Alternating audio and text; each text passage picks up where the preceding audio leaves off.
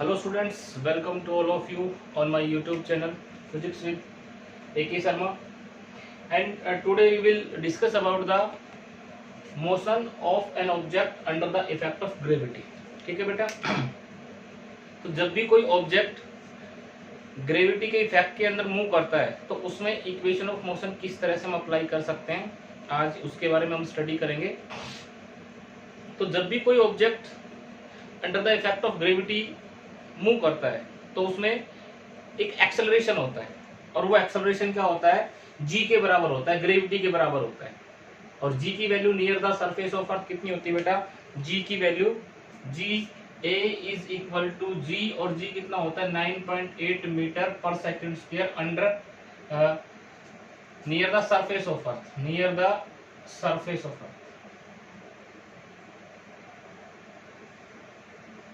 मतलब जैसे ही कोई बॉल हम रिलीज करेंगे, मान लो ये बॉल है और ये इसको रिलीज किया यहाँ से, ठीक है, यहां से इसको रिलीज किया तो यू इसका 0, release from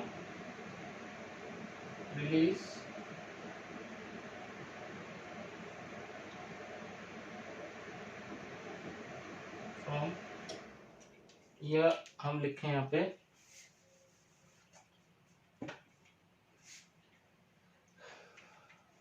u is equal to 0, और ये यहां पे आकर के टकराती है अर्थ के साथ। ये बॉल ये ऐसे नीचे मूव कर रही है, ये हाइट कितनी है h, ठीक है। अब यहां पे देखो, इस पे इक्वेशन ऑफ मोशन लगाएंगे तो क्या आएगी, यूजिंग इक्वेशन ऑफ मोशन,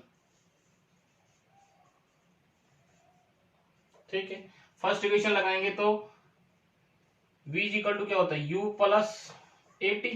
तो यहाँ पे देखो v कितना हो जाएगा, v is equal to u कितना 0, a कितना g, और t, तो v कितना आ गया gt के बराबर आ जाएगा। ड्रॉप्ड फ्रॉम सम हाइट, ठीक है। अगर कुछ हाइट से हम ड्रॉप करते हैं तो फर्स्ट इक्वेशन ये होगी इसके लिए, v is equal to g t. दूसरा देखो सेकेंड इक्वेशन,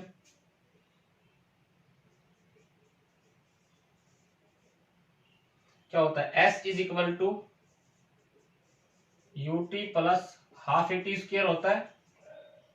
तो इसमें देखेंगे s किसके बराबर है, h के बराबर, तो h u 0 t प्लस 1/2 ए जी के बराबर और टी स्क्वायर, तो h कितना आ गया, h is equal to g t square by 2, second equation of motion, ठीक है। तीसरा देखो थर्ड इक्वेशन,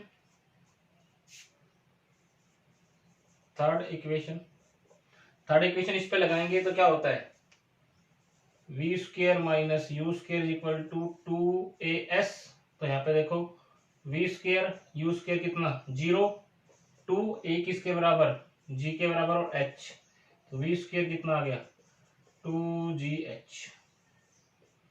इस तरह से तीनों इक्वेशन हम लगा सकते हैं।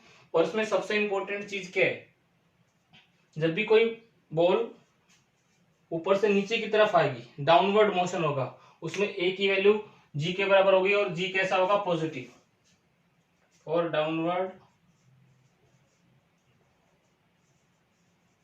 Downward motion a is equal to g, ठीक है।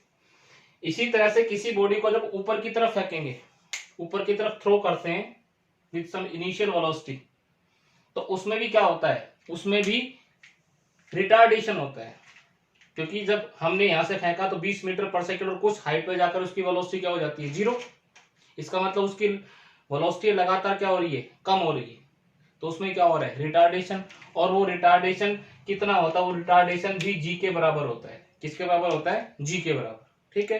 तो यहाँ पे देखो दूसरा हम क्या लिख सकते हैं, दूसरा देखो,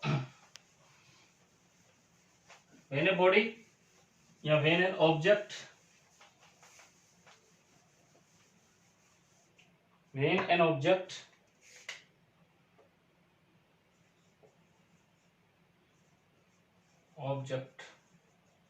thrown upward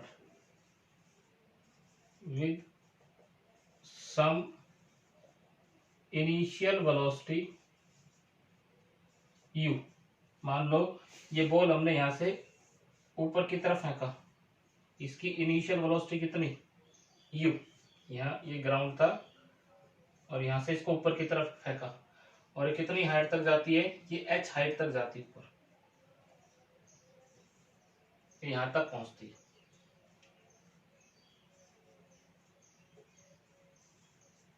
ठीक है, तो इसमें इक्वेशन ऑफ मोशन लगाएं तो इन केस में, in this case a is equal to minus g, और कितना 9.8 मीटर पर सेकेंड स्केयर।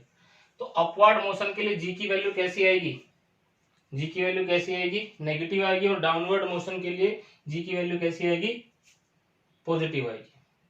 ठीक है, क्योंकि ऊपर जाएंगे तो रिटार्डेशन होगी। G always acting towards the centre of earth, g की जो डायरेक्शन होती है वो ऑलवेज किधर होती है, अर्थ के सेंटर की तरफ होता है। तो यहाँ पे देखो बेटा, फर्स्ट इक्वेशन ऑफ मोशन लगाएंगे for downward motion, sorry for upward,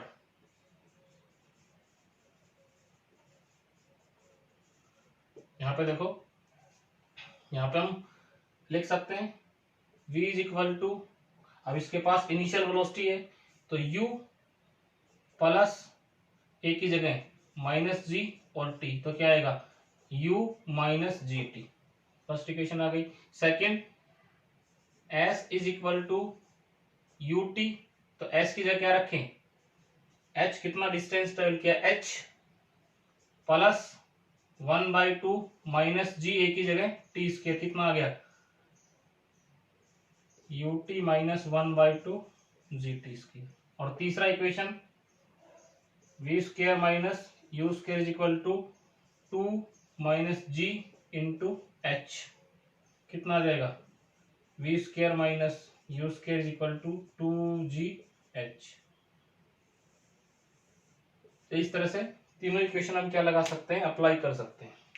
ठीक है, तो सबसे इंपॉर्टेंट चीज इसमें क्या है कि जब हम क्या ऊपर से नीचे की तरफ आएंगे, ये देखो यहाँ पे a इज इक्वल टू जी, ये किसके लिए, माइनस जी, नीचे से ऊपर के लिए, अप के लिए, और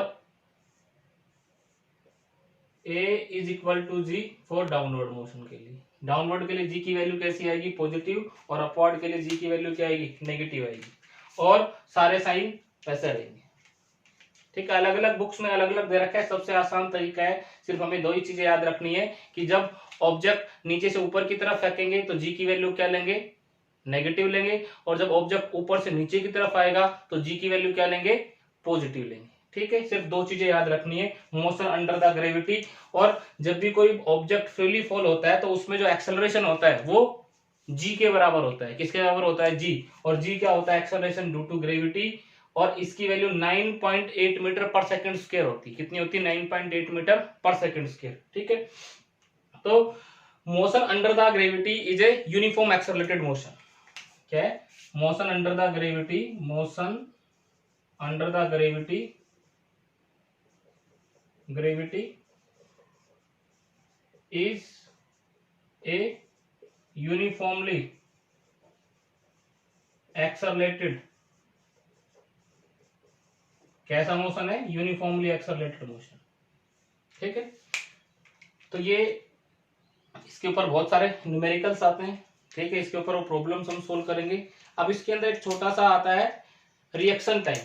तो रिएक्शन टाइम क्या होता है वो देखो बेटा, रिएक्शन टाइम, तो रिएक्शन टाइम क्या होता है कि the time for which a person think, observe and act, observe, think and act, हम बोलते हैं reaction time.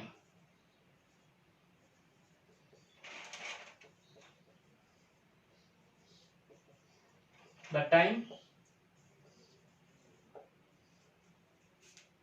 during which a person observe,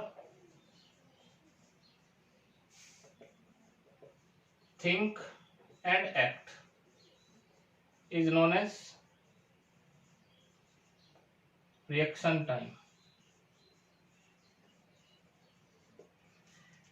think और एक्ट करने के बीच का जो टाइम है, ठीक है, जैसे हम कार चला रहे हैं, बाइक चला रहे हैं, हमारे सामने अचानक कोई चीज आ जाती है, तो हम क्या करते हैं, पहले देखते हैं, ऑब्जर्व करते हैं, फिर सोचते हैं और फिर क्या लगाते हैं, एक्ट करते हैं। तो वही टाइम क्या कहलाता है, रिएक्शन टाइम कहलाता है। क्या कहलाता है, रिएक्शन टाइम।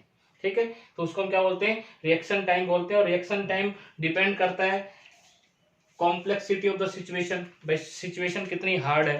ठीक है, दूसरा डिपेंड करता है कि अलग अलग पर्सन की जो मेंटल एबिलिटी है उस पर डिपेंड करता है। तो दिस इज रिएक्शन टाइम। ये क्या होता है, रिएक्शन टाइम। और रिएक्शन टाइम एक नॉर्मल पर्सन के लिए लगभग कितना होता है, 0.2 सेकंड होता है। रिएक्शन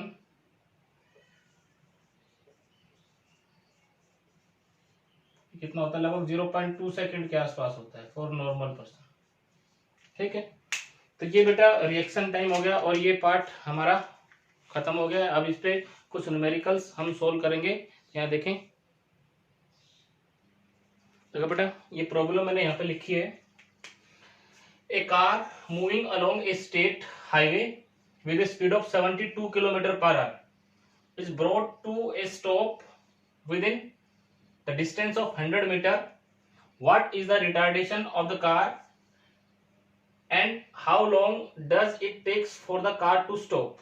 तो देखो यहाँ पे हमारे पास एक कार है, ये देखो हम बनाते हैं सॉल्यूशन। देखो इसका, ये मान लो एक हाईवे, स्टेट हाईवे, और यहाँ पे एक कार चल रही इस तरह से।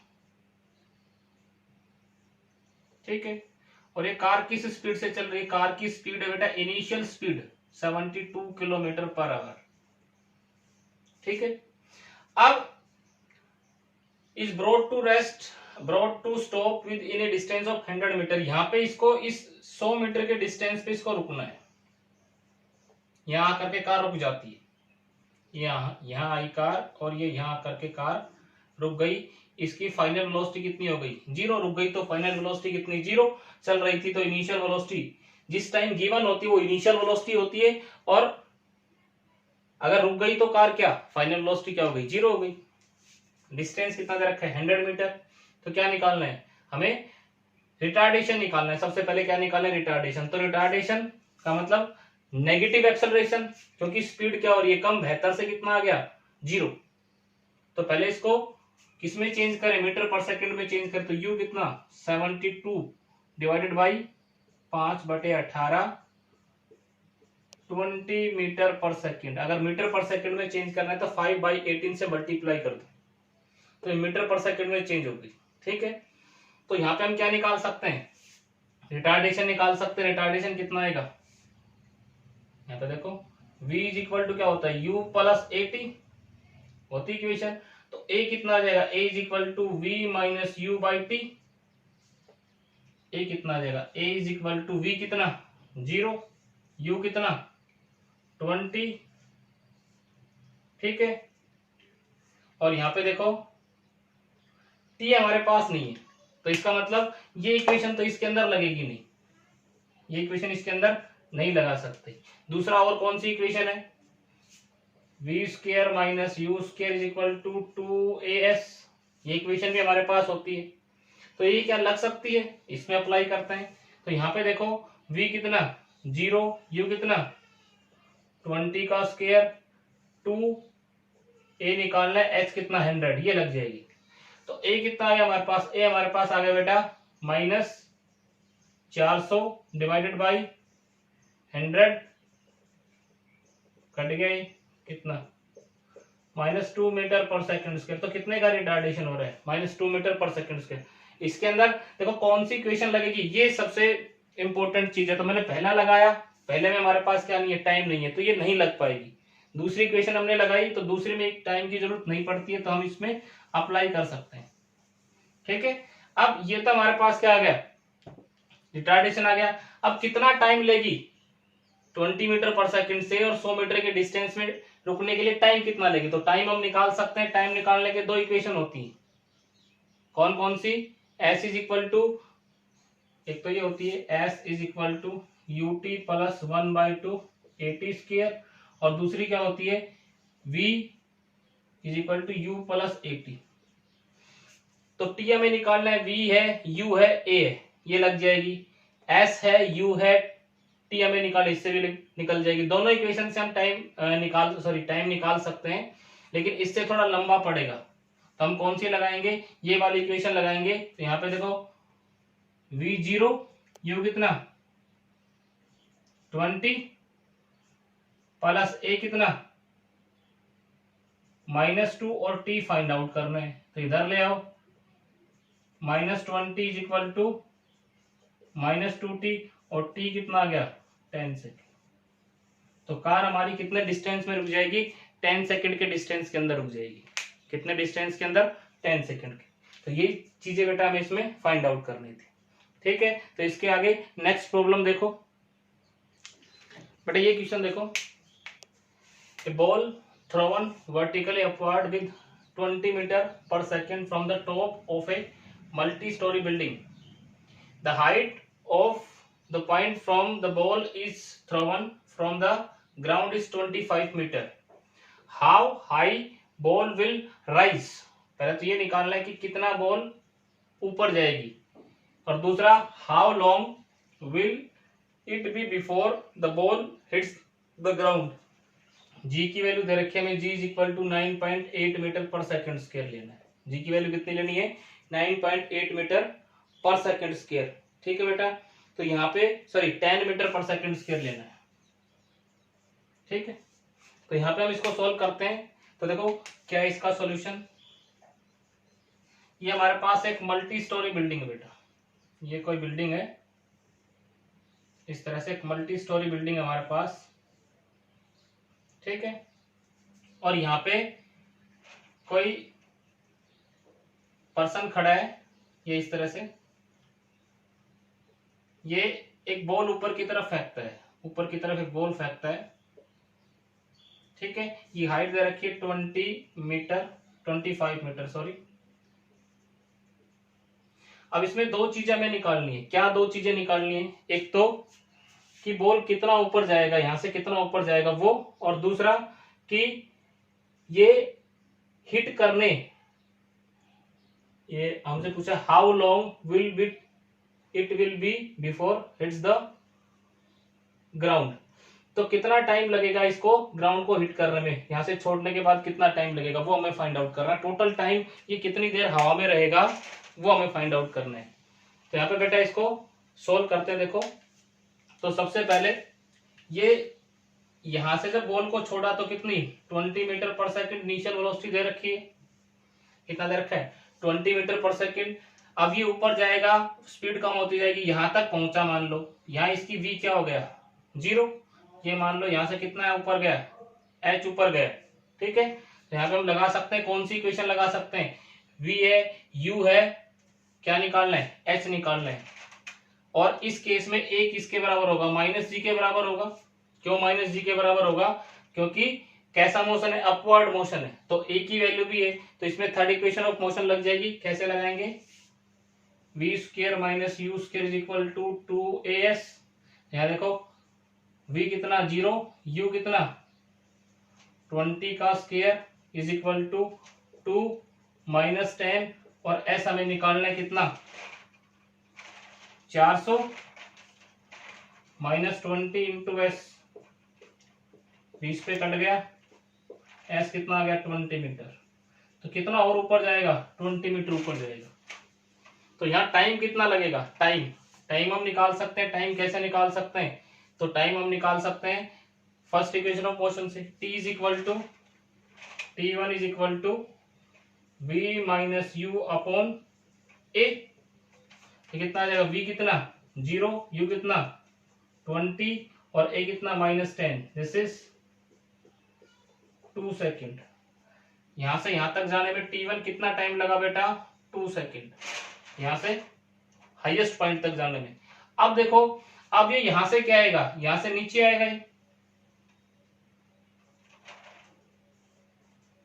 तो नीचे आएगा तो ग्राउंड को हिट करने से पहले कितना डिस्टेंस ट्रेवल करेगा, 45 मीटर। तो यहाँ पे हम टाइम निकाल लेंगे, इतने टाइम के लिए कितने, सॉरी इसमें कितना टाइम लगेगा 45 मीटर ट्रेवल करने में। तो यहाँ पे फॉर डाउनवर्ड मोशन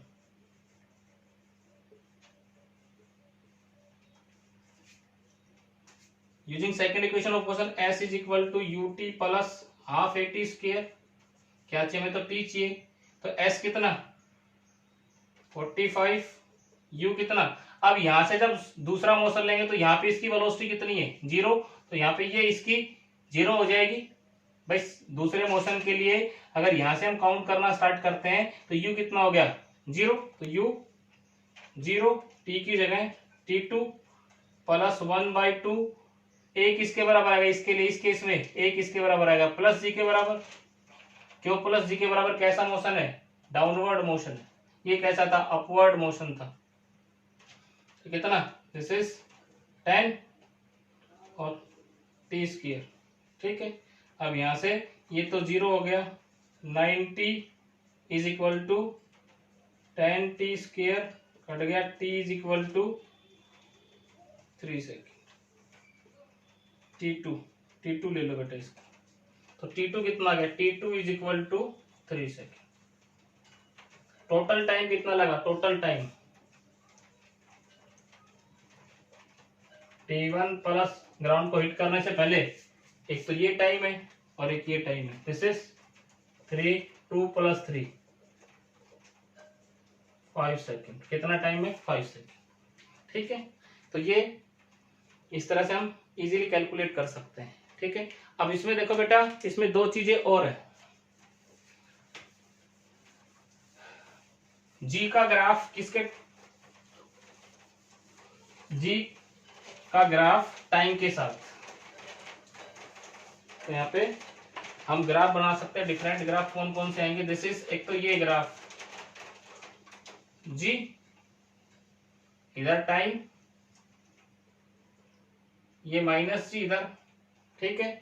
दूसरा वेलोसिटी टाइम ग्राफ, इस तरह से हम दिखा सकते हैं, इधर वेलोसिटी, इधर वेलोसिटी मीटर पर सेकंड में, इधर टाइम सेकंड के अंदर, ठीक है। तो ये एक्सेलरेशन देगा और ये position time graph, this is x और इधर टी। यूनिफॉर्म, इधर क्या है वेलोसिटी, इधर क्या है पोजीशन, ठीक है। ये क्या है ग्राफ और object, motion under gravity, motion under gravity. तो ये इस तरह के 3 ग्राफ हम बना सकते हैं। जी की वैल्यू नेगेटिव है लेकिन कांस्टेंट है, तो इस तरह ग्राफ आएगा। एक्सेलरेशन कांस्टेंट है, ठीक है, तो वेलोसिटी टाइम ग्राफ में स्ट्रेट लाइन आएगा, लेकिन नेगेटिव है तो स्लोप नेगेटिव नीचे की तरफ आएगी। तीसरा टाइम और पोजीशन के बीच में, तो ये कैसी नेगेटिव स्लोप के साथ आएगा velocity time, sorry position time graph. तो बेटा आज के लेक्चर में इतना ही, थैंक यू।